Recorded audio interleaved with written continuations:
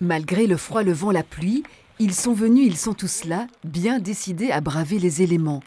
Il faut dire qu'aujourd'hui, c'est jour de chasse à l'arc. La météo a de l'importance plus pour les chasseurs que pour le gibier. Le gibier est de toute façon dans le bois toute l'année. C'est pas l'idéal pour nous, mais parce que voilà, on est trempé, et il fait froid, il y a du vent. Mais on ne peut pas chasser que les jours où il fait beau. Et pour supporter les affres du temps, rien de tel qu'un bon équipement.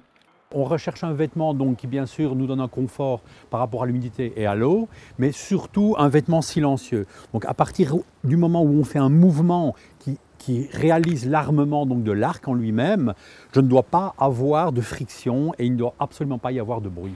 Par rapport au vent, donc, la membrane fait office de coupe-vent, ce qui permet donc d'avoir une chaleur corporelle maintenue à l'intérieur. Au niveau matière extérieure, donc c'est une espèce de feutrine comme le polar. Et en matière intérieure, on a une matière Sencloc qui fait de la rétention d'odeur par rapport à l'odeur humaine. Ce qui permet donc sous forme de charbon actif d'éviter que l'odeur humaine ne se propage. L'heure du départ a sonné et la chasse va bientôt commencer. Donc aujourd'hui, dans cette région-ci, on chasse tout gibier autorisé, c'est-à-dire le renard, les ratons laveurs qui sont des espèces invasives, nuisibles, exotiques, le chevreuil et le sanglier.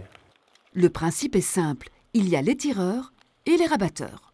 Donc il y a des rabatteurs qui vont se promener, taper un petit peu sur les arbres, on ne crie pas, c'est sans chien, c'est une poussée silencieuse et on dérange le gibier plus qu'on ne le traque. Les chasseurs à l'arc sont perchés en haut d'un arbre qui ne sera pas tout à fait choisi au hasard. Ici, Philippe a choisi de se positionner à la limite entre une zone plus claire dans laquelle les chevreuils aiment se défiler calmement et de l'autre côté, vous avez une zone beaucoup plus épaisse, encore garnie de fougères avec des ronces. Ça, ce sont des biotopes que le sanglier aime et il se défile souvent dans des zones plus crasseuses. Le matériel est un rien plus sophistiqué qu'à l'époque de Robin des Bois. Il a été fabriqué aux États-Unis. Donc voilà le type d'arc avec lequel on chasse principalement aujourd'hui. Ce sont des arcs à poulies. L'épaisseur des lattes détermine la puissance. C'est un arc de 70 livres. Et le but de cette poulie est de démultiplier la force. Simplement quand on arme, vous voyez, la poulie pivote et à un moment, elle bascule. Voilà. Et là, la force est tout à fait soulagée. L'archer aura ainsi tout le temps de bien viser et de placer son tir. La situation en hauteur est importante, surtout à l'arc, parce que on fait des tirs de proximité, donc à 15, 20, 25 mètres maximum.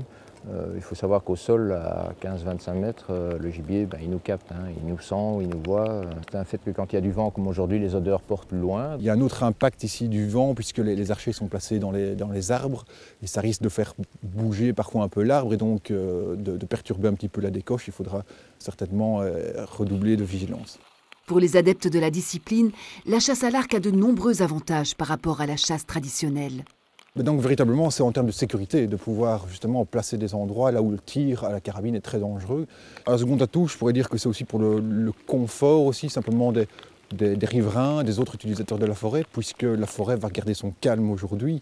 Plus écologique, plus silencieuse et moins dangereuse, c'est aussi une chasse de proximité. Et pour arriver à lever le gibier, il faut certaines qualités. Pour ça, il faut avoir une bonne connaissance de son territoire, de ses animaux et de leurs habitudes. L'heure de la pause est arrivée et on peut dire que ce matin, la chasse a été bien meilleure que la météo. Maintenant qu'on est sur le temps de midi, l'idéal c'est de prendre un bon bol de soupe, profiter du feu et de nous réchauffer un petit peu avant de repartir pour la deuxième enceinte.